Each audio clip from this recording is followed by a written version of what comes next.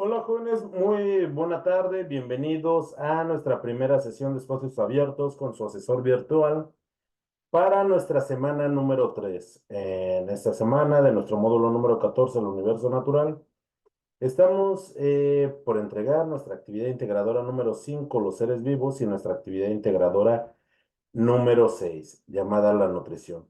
En esta semana, jóvenes, es muy importante porque estamos integrando nuestros conocimientos sobre la materia y la energía, pero ahora aplicado a sistemas biológicos, a organismos vivos.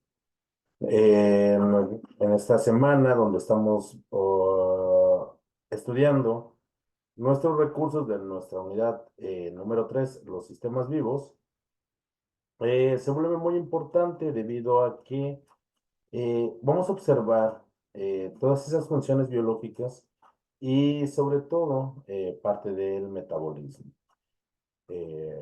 Las actividades en esta semana considero son no tan complicadas como en la semana número 1 y en nuestra semana número 2, pero son muy importantes. Guadalupe, muy buena tarde. Jóvenes, si tienen alguna duda de los temas de esta semana, quieran compartir una opinión o algún comentario sobre los temas que estamos revisando en esta semana, pueden tomar directamente el audio de esta plataforma Zoom y realizar su pregunta, su comentario, o escribir por medio del chat de esta plataforma. Se está generando un video el cual se subirá a la brevedad posible a la plataforma de YouTube, donde ustedes pueden escribir las dudas que les surjan sobre los temas que abordaremos en la sección de comentarios. Lo más importante es que continuemos y sigamos con nuestras normas de comunicación virtual. ¿Cuáles son los aprendizajes esperados para esta semana? Nosotros aprenderemos sobre la relación entre la materia viva y la energía, además de las características que hacen diferente a la materia inerte de los organismos vivos. Exploraremos cuáles son los procesos vitales que tienen los seres vivos y cómo es su nutrición. Y vamos a reflexionar de cómo es que todos los organismos vivos están relacionados en sistemas biológicos complejos.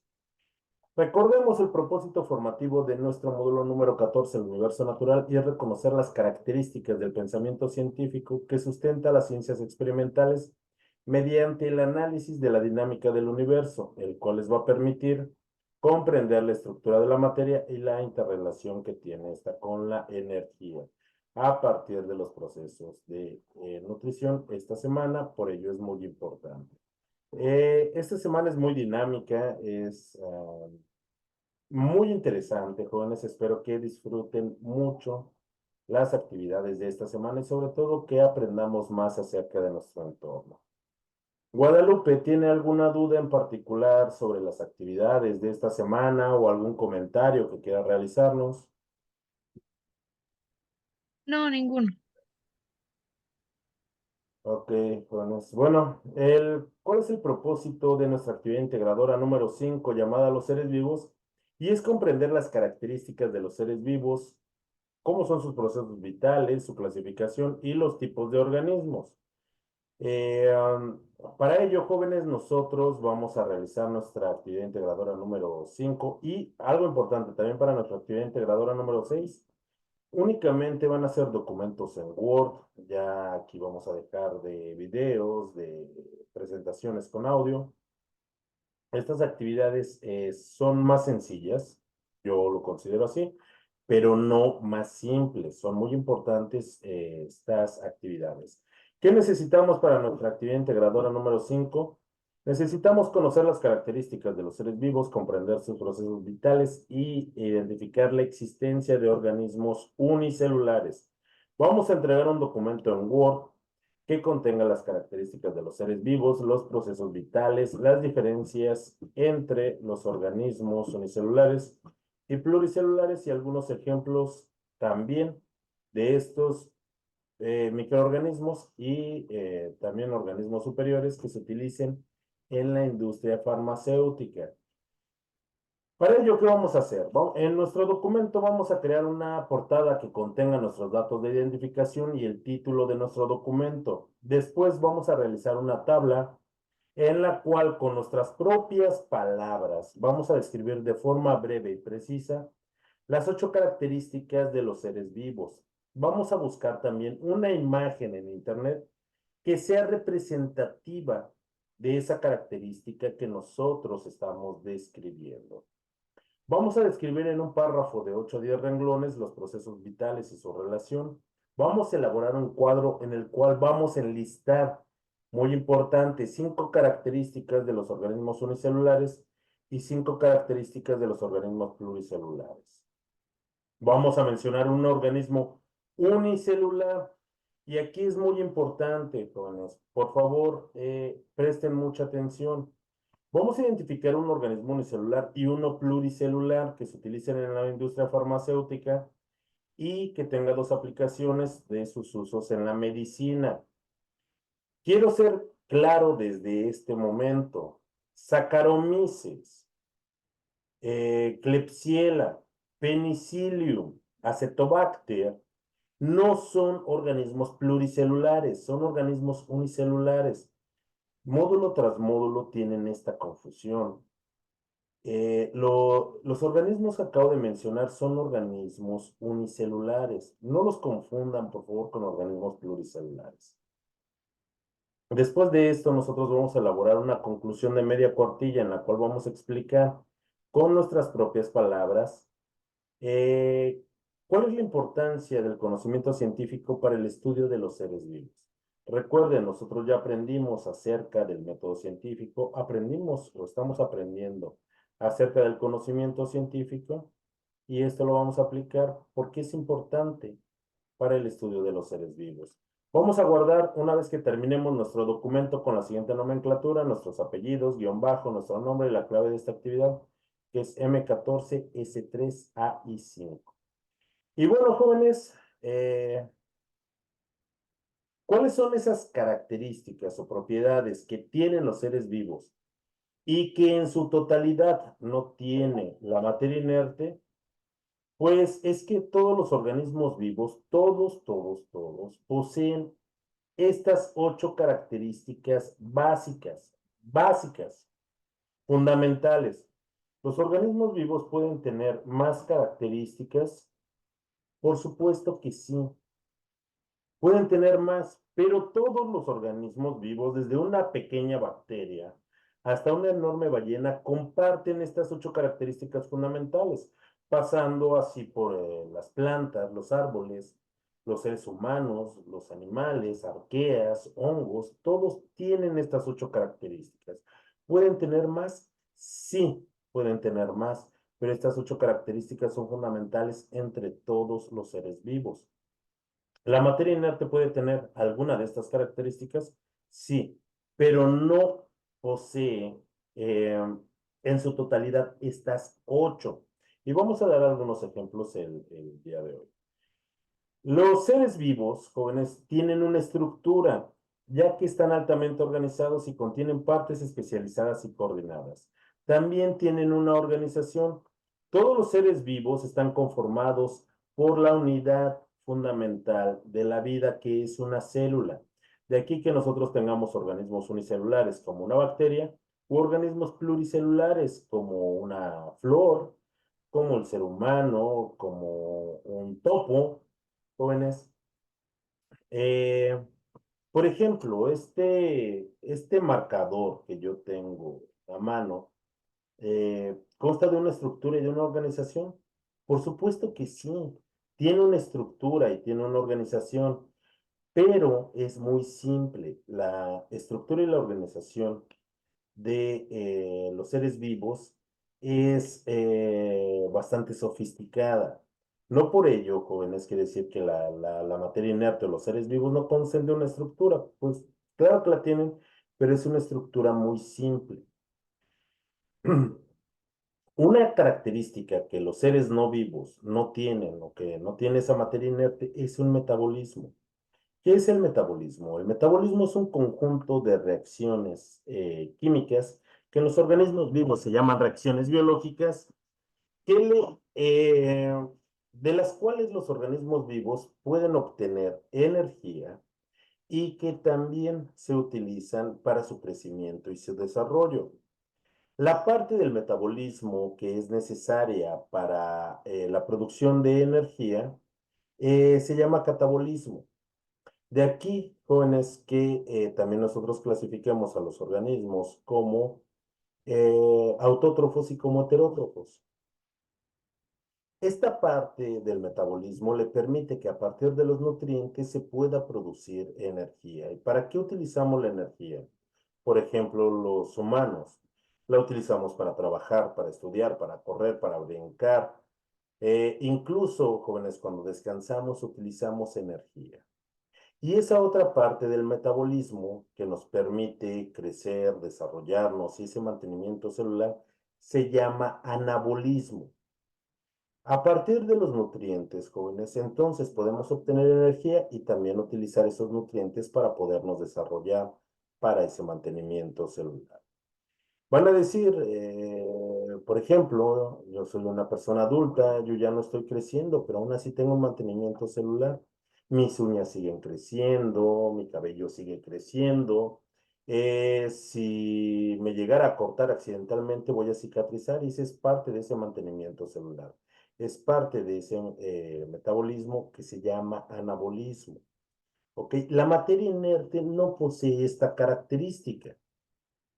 Hola Abril, qué bueno que se integra el día de hoy. Abril, ¿tiene alguna duda acerca de las actividades integradoras número 5 y número 6?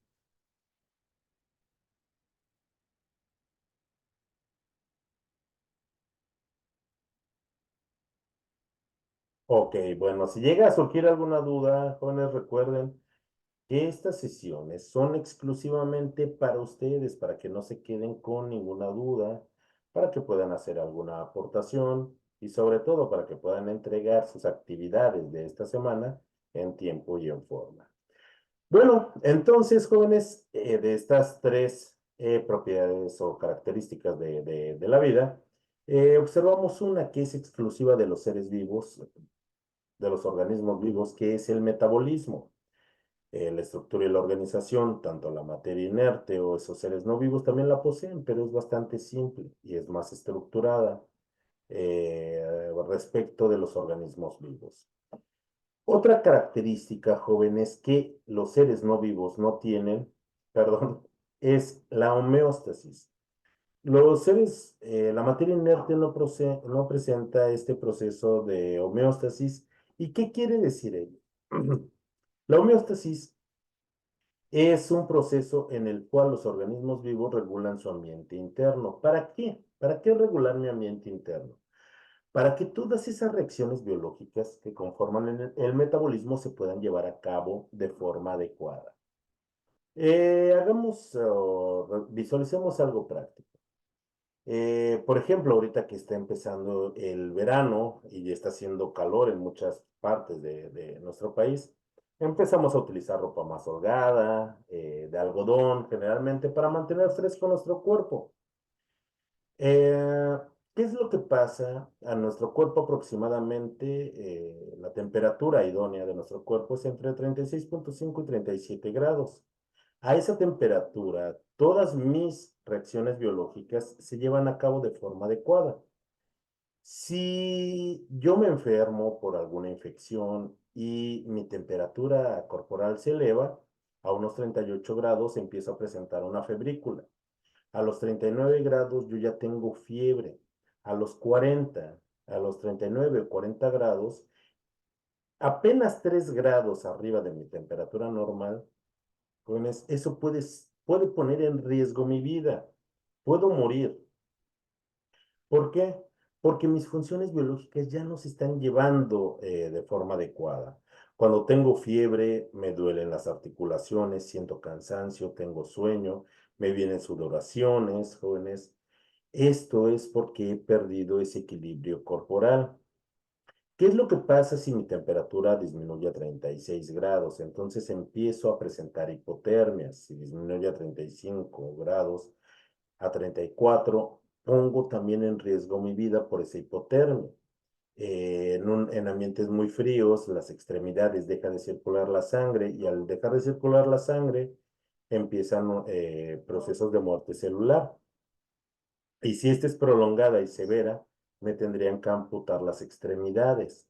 Entonces, mi temperatura corporal debe de estar en ese rango. ¿Para qué? Para que mis procesos homeostáticos y todas esas reacciones biológicas se lleven a cabo de forma adecuada. Si aumenta la temperatura es un riesgo, si disminuye la temperatura también lo es. Todos los animales, incluso otros seres vivos como las plantas, funcionan a esa misma temperatura. No. Algunos tienen otro margen de temperaturas. Algunos animales de sangre fría, jóvenes, tienen un rango de temperaturas más amplio en el cual se llevan a cabo esas funciones biológicas. ¿Las plantas pueden llegar a sufrir un estrés por la temperatura? Claro que sí. Si una planta que es de clima templado aumenta mucho la temperatura, entra en un estrés hídrico y puede morir esa plantita.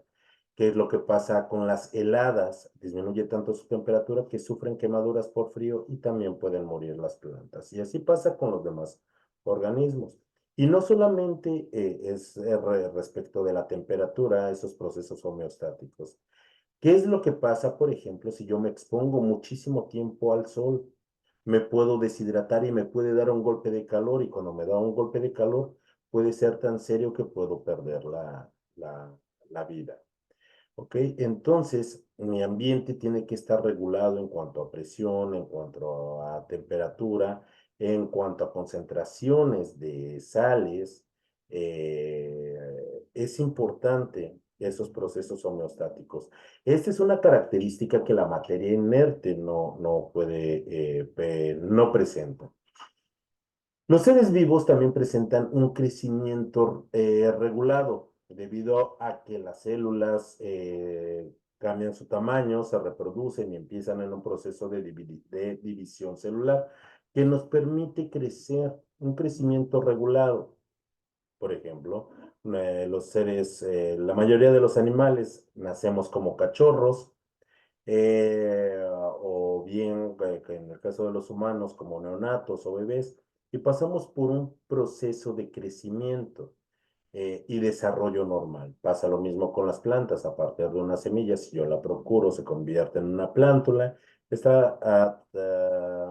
con cuidado, se convierte en una planta, se puede convertir en un arbusto, y tal vez esa planta sea de un árbol y presente ese crecimiento regulado, algo que la materia inerte o los seres no vivos no presentan. Los seres vivos también se reproducen. La reproducción se puede clasificar como una reproducción sexual o como una reproducción asexual. En la reproducción sexual se necesitan dos organismos parentales, es decir, dos organismos padres, un organismo padre, un organismo madre, que por la fusión de sus gametos generan un nuevo ser. No es el único tipo de reproducción que existe, también existe una reproducción asexual. Aquí solamente se necesita un organismo parental, es decir, un organismo padre que por medio de división celular se divide y crea un nuevo ser. Eh, Existen jóvenes organismos que incluso presentan estos dos tipos de reproducción, incluso dentro de los animales. Por ejemplo, las estrellas de mar tienen gónadas, tienen aparatos reproductores y se reproducen de forma sexual. Pero si cortáramos a una estrella de mar exactamente a la mitad, de cada uno de estos fragmentos jóvenes puede surgir una nueva estrella de mar. Esa es una reproducción asexual. Tal vez sea más común con nosotros respecto de las plantas. Las plantas jóvenes tienen órganos sexuales, el polen que se deposita en el cáliz, y de aquí, mediante los procesos de reproducción, se crea un fruto y de ahí esas semillas. Esa es una reproducción sexual, pero las plantas son tan versátiles que incluso se pueden reproducir de forma sexual. ¿Quién de nosotros, por ejemplo, no ha reproducido una planta? Por ejemplo, una planta que nos guste, un árbol, por ejemplo, un árbol frutal. Si nosotros cortamos una rama de ese árbol y la procuramos, a partir de esta rama se puede crear un organismo, un árbol completamente nuevo, y este es un tipo de reproducción asexual. Los organismos también se clasifican por este tipo de reproducción, si tienen uno o estos dos tipos de reproducción, y no es una característica exclusiva de los seres vivos. Por ejemplo, jóvenes, los virus no son organismos vivos. Si no son organismos vivos, no pueden morir.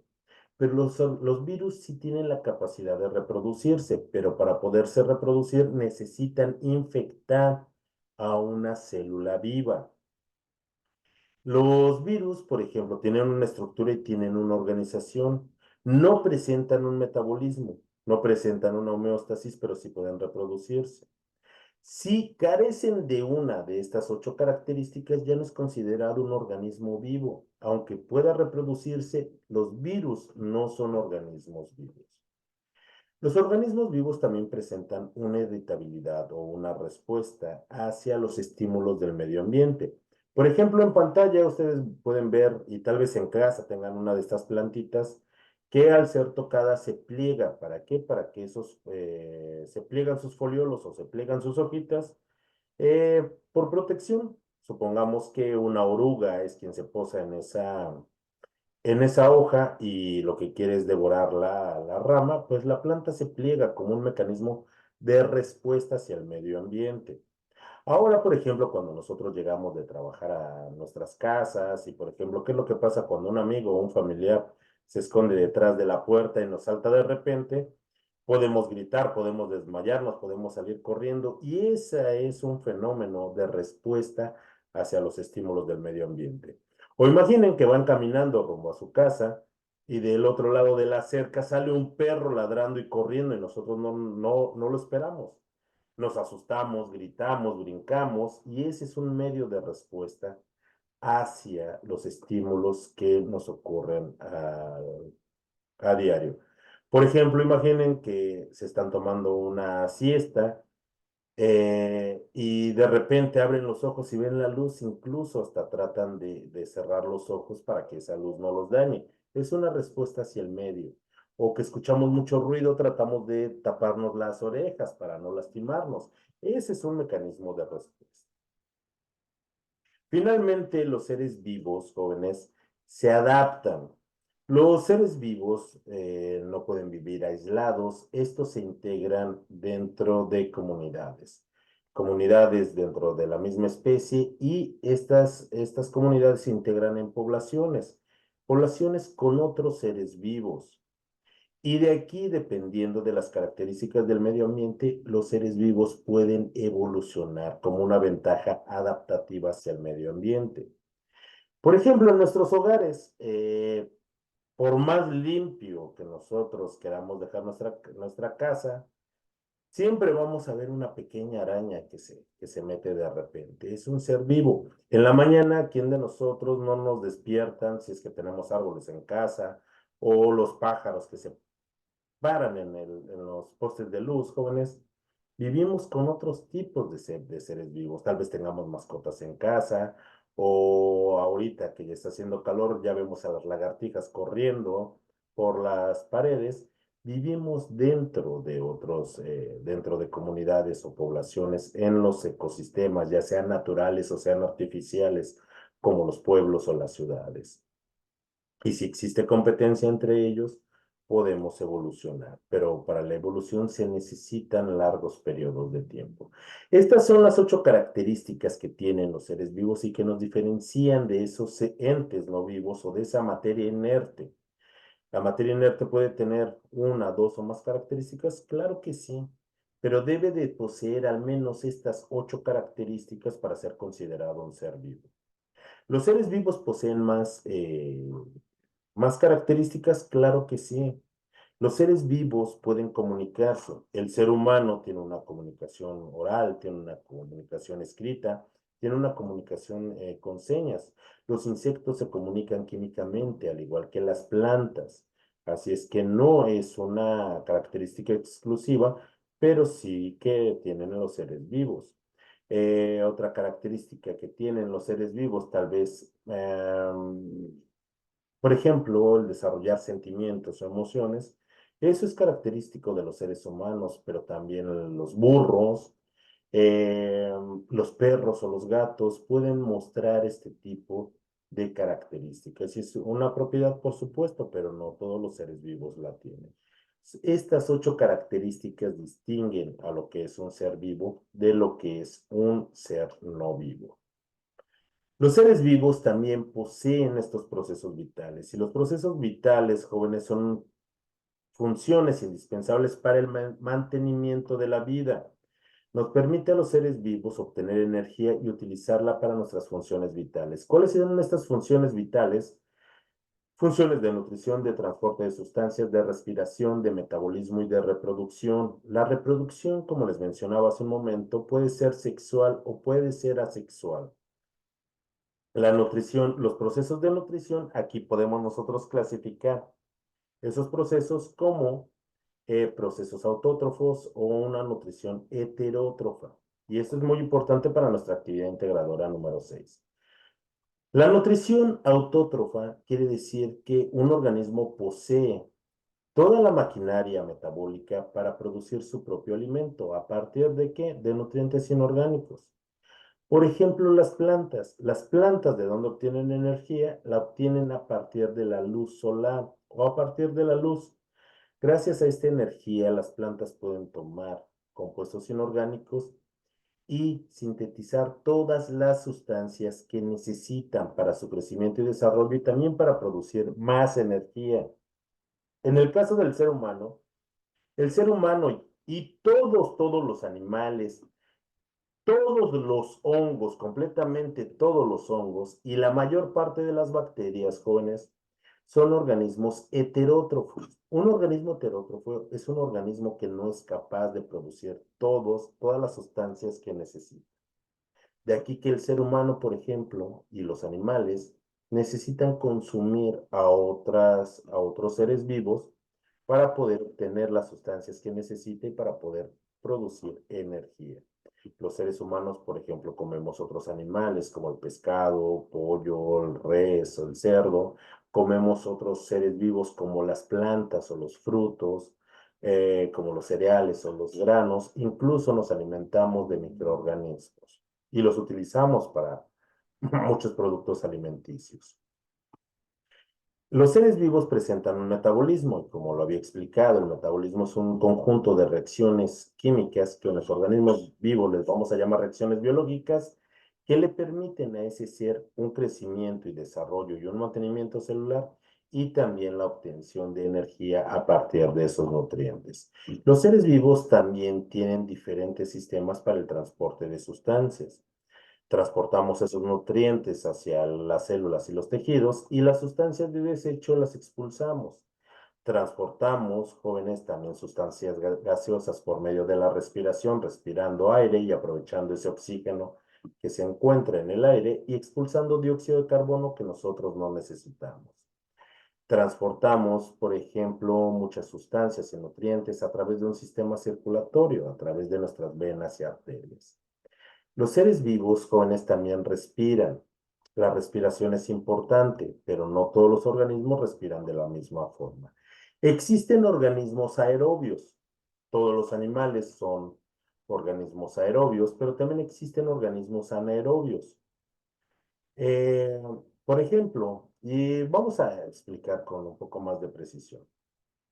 Por ejemplo, en el caso de los animales, todos los animales respiramos y necesitamos oxígeno que se encuentre en el aire, pero no llevamos a cabo de la misma forma.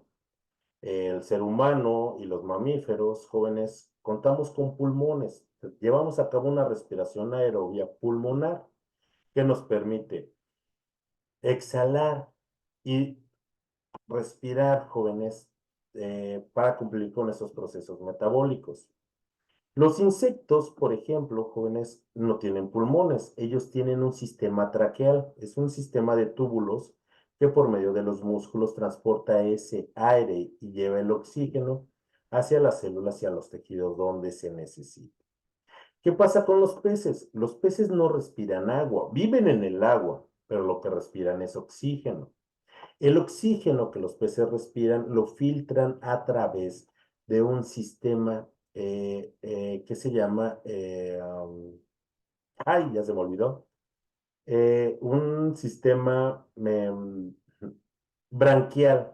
Los peces tienen branquias, que son una serie de membranas que les ayuda a filtrar el agua y de ahí toman el oxígeno que se encuentra disuelto en el agua. No tienen pulmones, pero al igual que nosotros respiramos oxígeno. ¿Todos los organismos vivos respiran oxígeno? No. Existen organismos anaerobios que cumplen un proceso de respiración. El oxígeno para estos organismos es tóxico. Así es que cumplen este sistema biológico oxidando o reduciendo algunas otras sustancias para completar este ciclo de respiración. Existen diferentes formas de cómo los seres vivos llevan a cabo este proceso de respiración. Sí, por supuesto, y es uno de los procesos vitales que todos los seres vivos cumplen. Continuando con las características de los seres vivos, les mencionaba dentro de los procesos vitales, los mismos procesos que ocurren en una pequeña bacteria, ocurren también en un enorme animal como un elefante o una ballena azul. También, jóvenes, todos los seres vivos estamos formados en la misma proporción, no la misma cantidad, que es diferente, de los mismos elementos que encontramos en la tabla periódica, que es el carbono, el hidrógeno, el oxígeno, el nitrógeno, azufre y fósforo. A estos les vamos a llamar bioelementos.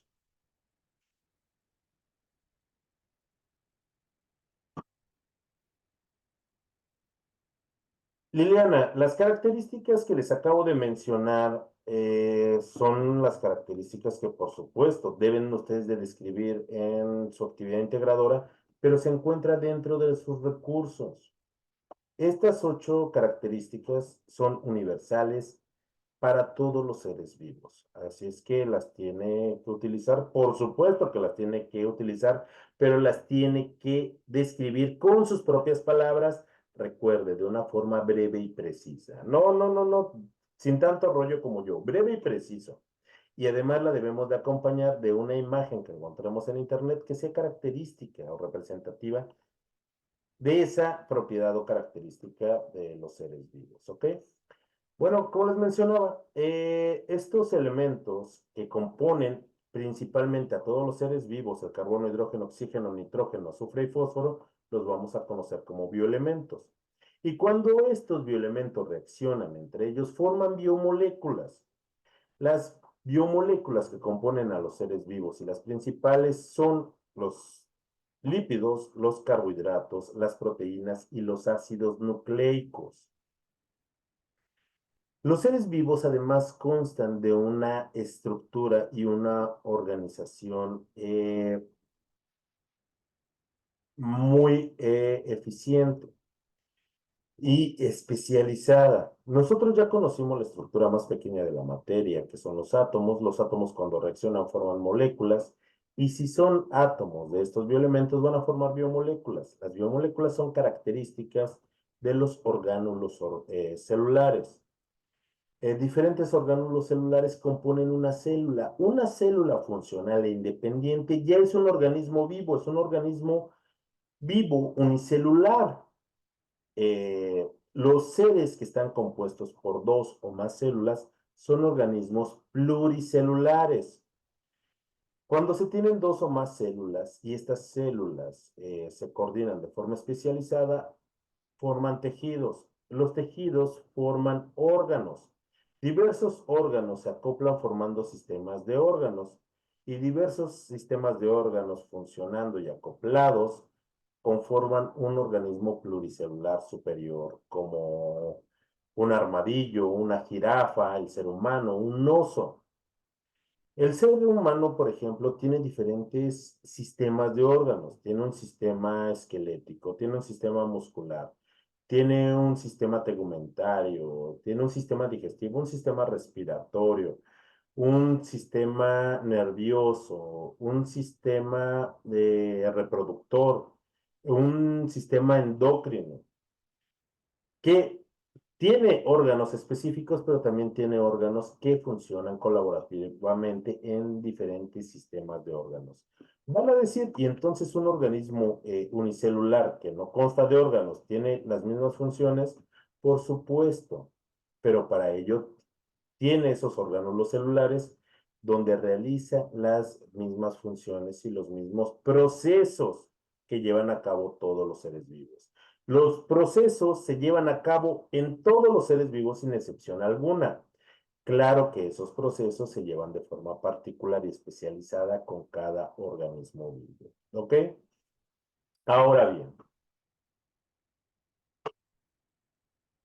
hablando sobre la composición de estos organismos, de los organismos vivos, hablamos de aquellos que están conformados por una sola célula, que son organismos unicelulares. Los organismos unicelulares pueden ser o tanto organismos procariotas u organismos eucariotas, o células procariontes o células eucariontes. Es exactamente lo mismo. ¿En qué se diferencian o por qué clasificamos a las células de esta forma? Porque poseen características particulares. Los organismos eucariotas son organismos superiores, es decir, ¿de qué los diferencia de los otros? Porque cuentan con un núcleo celular definido. En este núcleo celular se encuentra la información genética en forma de cromosomas. Pueden tener pared celular o no, o simplemente una membrana celular. Pared celular como los animales, perdón, las plantas o los hongos, o una membrana celular como en el caso de los animales. La forma de cómo se reproducen se pueden reproducir por procesos meióticos o por mitóticos. Pueden ser autótrofos o heterótrofos. En el caso de las plantas son autótrofas y los animales, los hongos jóvenes son organismos heterótrofos. Todos los hongos son organismos eucariotas. Los organismos procariotas son organismos más simples, pero no más sencillos. Aún así, son organismos bastante especializados. Son organismos procariotas porque están menos evolucionados y carecen de un núcleo. Al carecer de un núcleo, todo su material genético se encuentra en el citoplasma.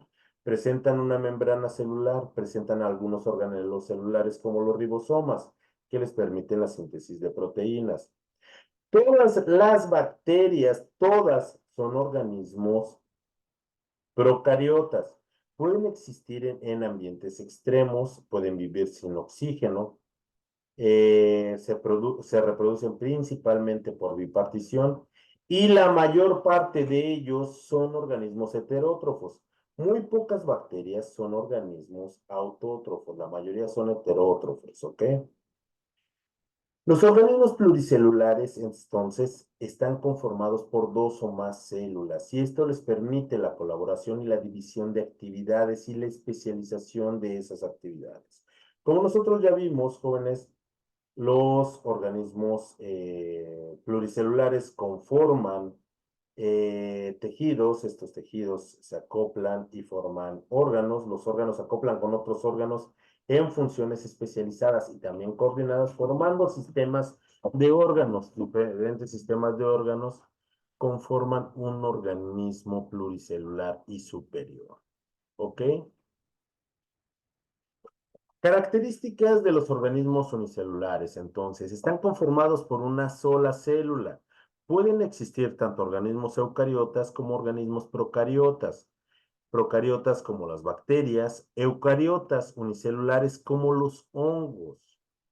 ¿Existen hongos pluricelulares? Sí, como los que nosotros consumimos, como un hongo portobelo, unos champiñones, pero también existen hongos microscópicos y unicelulares.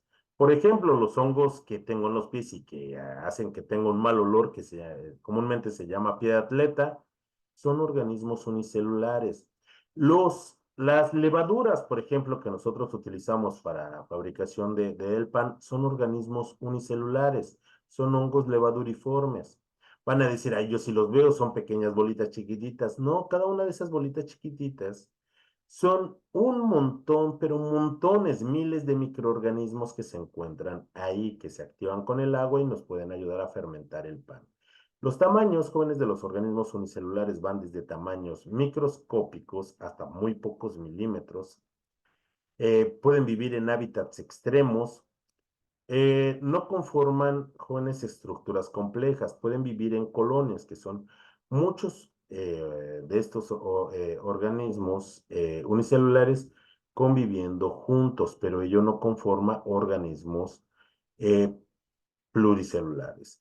Los organismos pluricelulares están formados por dos o más células, pertenecen tanto al reino de las plantas, de los hongos, cromistas o al reino animal. Van desde tamaños microscópicos, como tal vez hayan escuchado de los tartígrados o los osos de agua, hasta tamaños macroscópicos, como una jirafa o como una ballena azul, o más, mucho más grandes, como un árbol, un enorme roble o una secuoya californiana. Pueden vivir en hábitats extremos, generalmente están ausentes. Algunas de sus características es que tienen una alta especialización celular, ya que conforman tejidos y órganos. Pueden existir tanto de tamaños microscópicos hasta tamaños macroscópicos, y es importante que nosotros los identifiquemos para la siguiente actividad.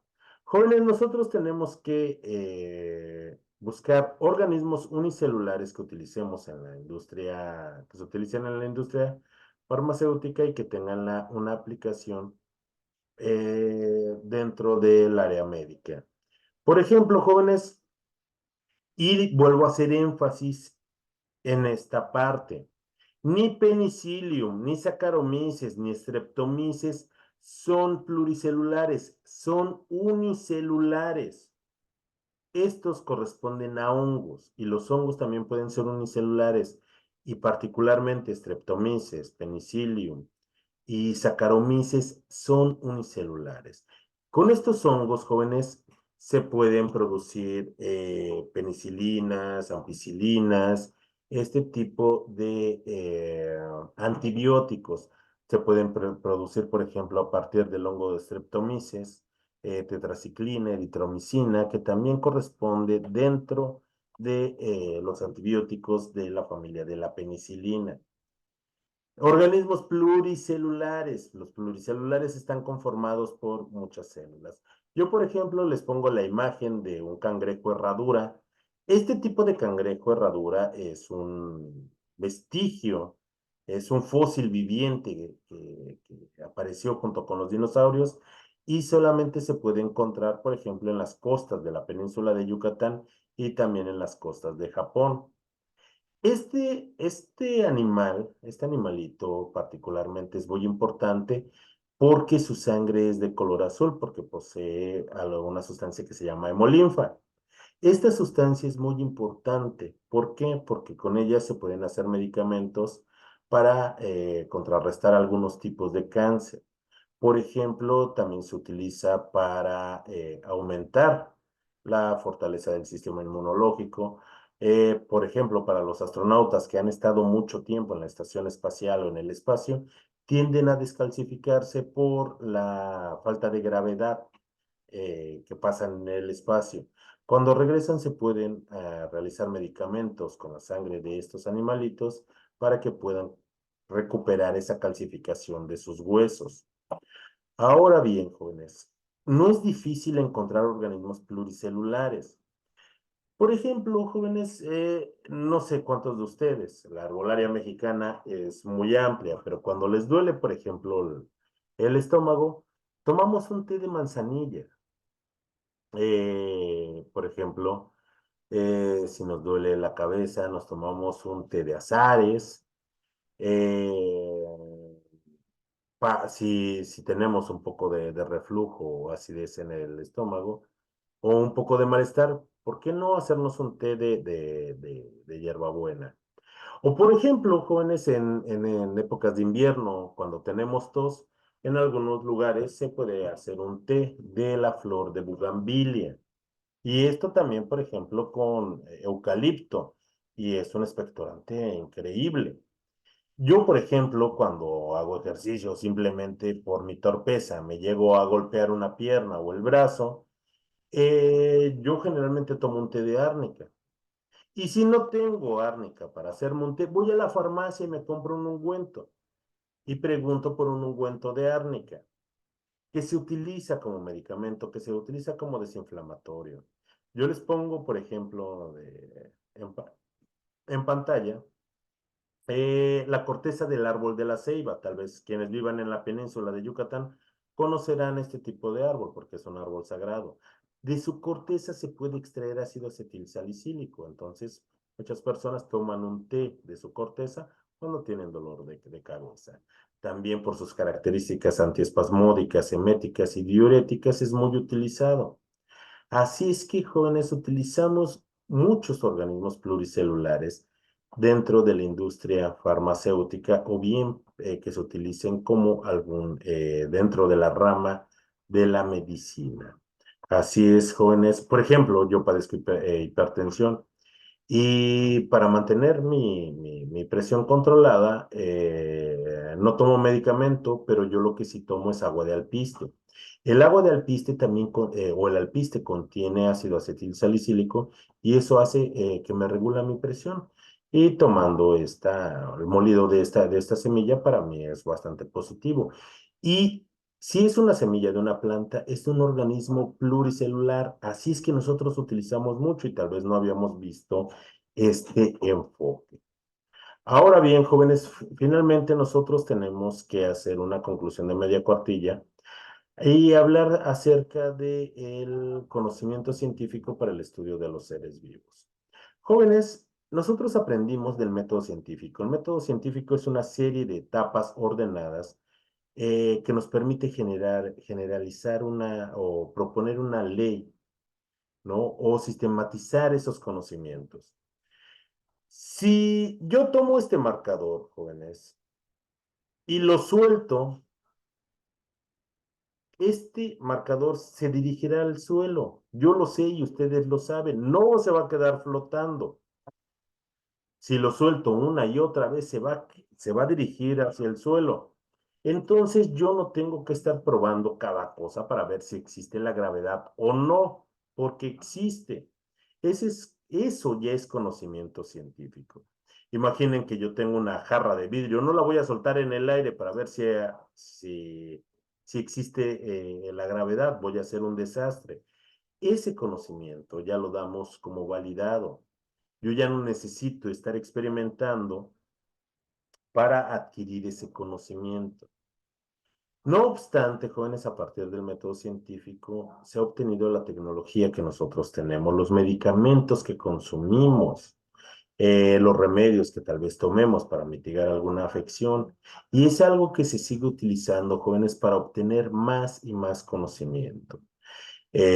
Por ejemplo, jóvenes, los científicos se realizan algunas preguntas. ¿Por qué estarán desapareciendo tal vez los arrecifes de coral en las costas de Yucatán, en el Mar Caribe o, por ejemplo, en las costas de Australia? ¿Será por el calentamiento global? ¿Será por la contaminación? ¿O será por todo esto? Eso va a hacer que apliquen el método científico y todos esos conocimientos que obtengan, una vez que hayan sido comprobados y validados, van a ser conocimiento científico. Entonces yo ya no necesito ir a experimentar y seguir investigando para saber que el calentamiento global y la contaminación está acabando con las especies marinas, sobre todo con los arrecifes de coral. Que se necesite investigar más, por supuesto que se necesita aplicar más para obtener más conocimiento. Así es como nos sirve ese conocimiento científico para el estudio de los seres vivos. Y con esto, jóvenes, bueno, híjoles, otra vez, eh, me apasioné con la actividad integradora número 5 y ya no tenemos tiempo para explicar la actividad integradora número 6. No obstante, Brenda, que me da mucho gusto que se haya integrado a la sesión de hoy, ¿tiene alguna duda? Tenemos unos minutos, alguna duda en particular sobre la actividad integradora número 5, sobre nuestra actividad integradora número 6. Hasta ahorita no, ninguna, gracias. Ok. Bueno, jóvenes, les prometo que el día viernes vamos a iniciar explicando nuestra actividad integradora número 6. Si sobra tiempo, nos regresamos, por supuesto, a nuestra actividad integradora número 5. Espero que haya quedado bien explicada. Tomamos algunos conceptos que son muy útiles para nuestra actividad integradora número 6. Así es que nos vemos el próximo viernes a la misma hora para terminar de explicar acerca de nuestras actividades integradoras. Recuerden, estas actividades, por supuesto que son más sencillas. Bueno, no son tan complicadas como las de las semanas pasadas, pero son muy importantes, además de que nos van a ayudar a comprender mejor nuestro entorno. Que tengan una muy bonita tarde, nos vemos el próximo viernes. Hasta luego. Adiós. Adiós Guadalupe, adiós Abril, adiós Brenda. Adiós.